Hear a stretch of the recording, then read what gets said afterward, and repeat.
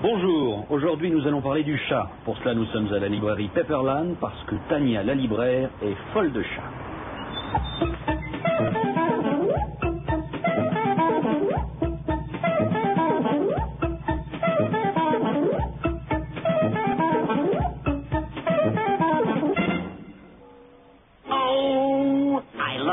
And the coils love me, just like the sheep of Araby.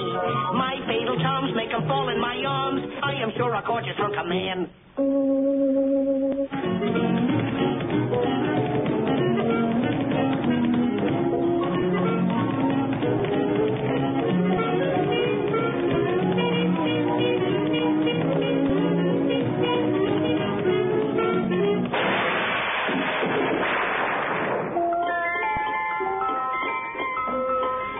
Bonjour Tania. Bonjour.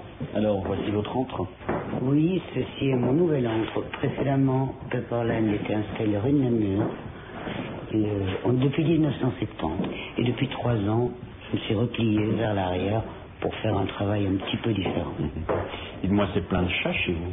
Eh bien, oui. Je crois que c'est comme... je suis tombée dedans quand j'étais petite. Quand je suis née, il y avait un chat dans la maison. Et pour moi, une maison sans chat n'est pas une vraie maison. Ça fait partie de ma vie, complètement et totalement.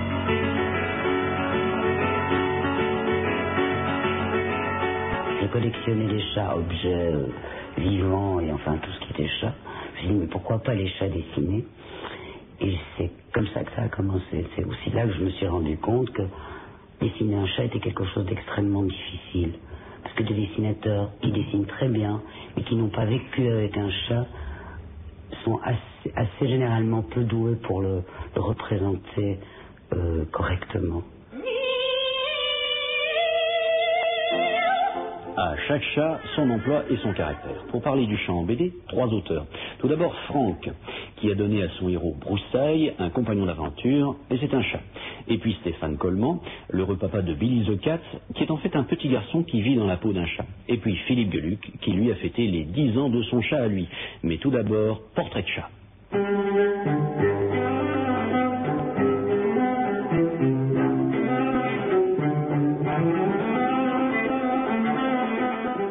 Le chat, c'est certainement un autre moi-même. C'est un masque, c'est un prétexte, c'est un instrument que j'utilise pour dire des choses que je n'ose pas ou que je n'ai pas envie de dire moi-même. Quelque chose de bien pratique.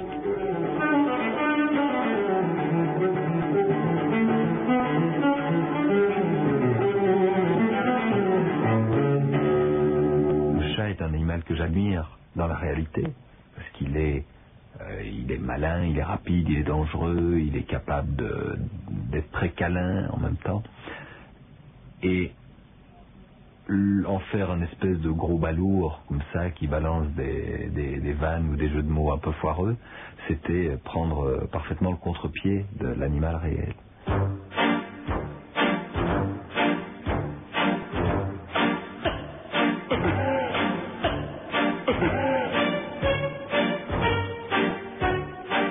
Est un petit garçon à garnement qui se fait renverser par une voiture dès la 2e page du premier album.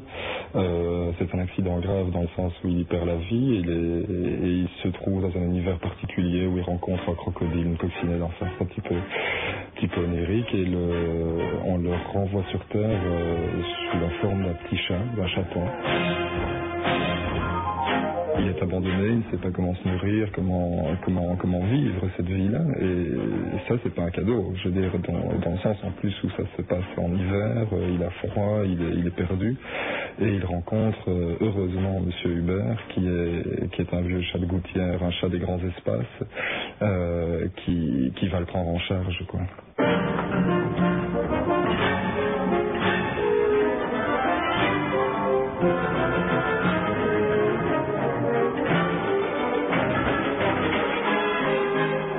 Le chat était l'animal idéal pour Broussaille. Broussaille aime bien le mystère, la nature. Je pense que les relations qu'on noue avec un chat sont assez subtiles, assez fuyantes aussi. Et tout ça correspond bien à Broussaille, beaucoup mieux que par exemple un chien ou une girafe ou un crocodile.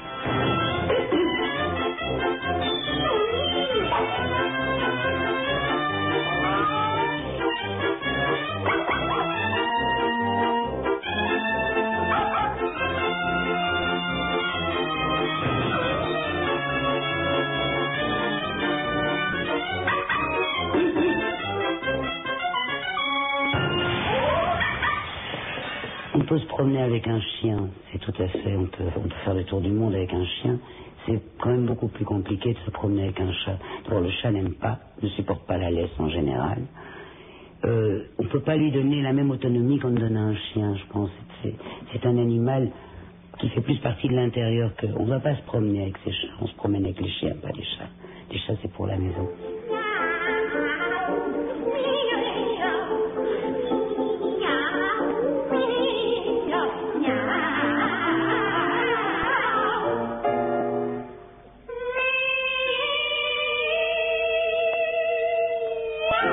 Au-delà de la technique, le chat est un animal qui doit être dessiné avec le cœur ou avec l'âme, parce que c'est un animal magique. Et si on ne l'aime pas, on peut pas le saisir.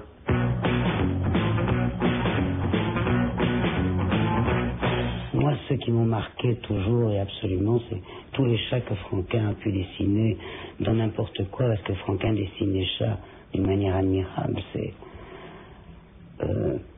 Smur fait de très beaux chats aussi, par exemple. Il en met pas tellement dans ses BD, mais il fait des chats extraordinaires. Ce sont des gens qui vivent avec des chats, qui connaissent des chats et qui les aiment.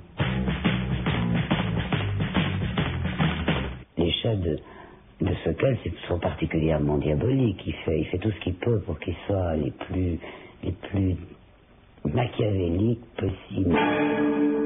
Le chat tigré qu'il dessine avec sa marque sur le front, c'est quelque chose de très impressionnant. Le chat est un animal très très difficile à dessiner.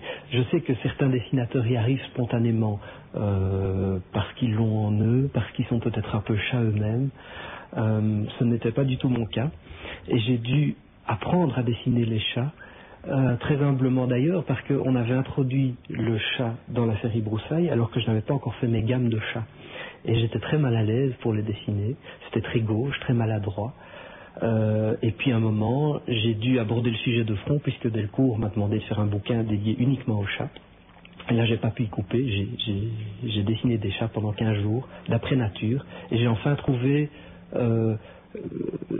les clés de l'anatomie du chat, qui sont très nombreuses, puisque à chaque attitude différente du chat, ce sont des autres volumes, des autres logiques de forme qui apparaissent. Je voulais pas faire un chaton à la Walt Disney, je voulais pas faire un chaton comme on avait déjà vu, donc là c'était un petit peu la difficulté, mais en fin de compte, non, c'est pas trop difficile à dessiner un chat.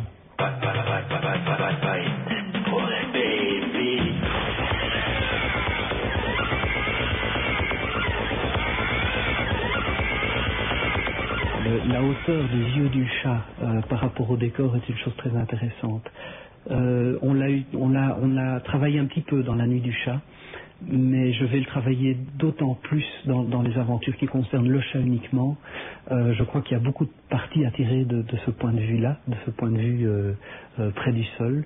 Je pense qu'on doit être assez impressionné par le monde des humains, mais on doit remettre aussi certaines choses à leur place. J'ai hâte d'explorer ce point de vue.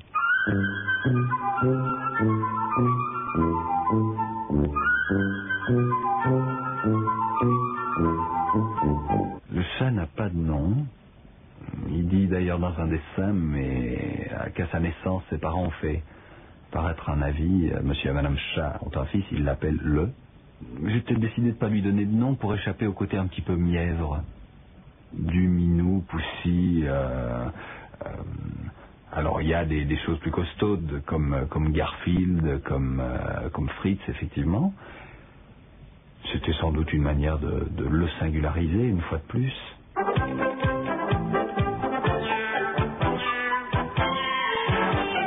Le chat de Broussailles ne parle pas. C'est un vrai animal.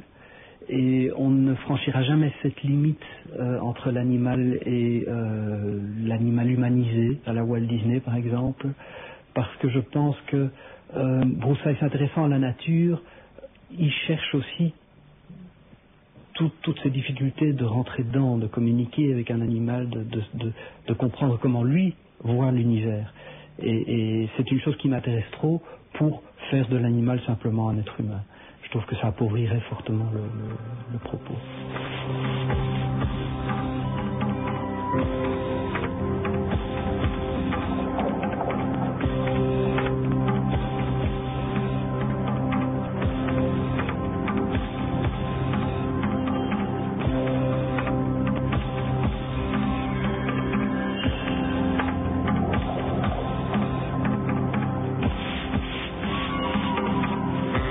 Le recours au chat, c'est le droit de l'auteur à manipuler les éléments qu'il y a autour de lui. Certainement que c'est comment dire ça, une chose une grande chance pour nous de pouvoir manipuler des chats. Il n'y a pas beaucoup de gens qui peuvent y arriver, je pense. Nous, on peut vraiment dire on fait ce qu'on veut d'un chat, mais c'est un chat de papier, évidemment. C'est rare.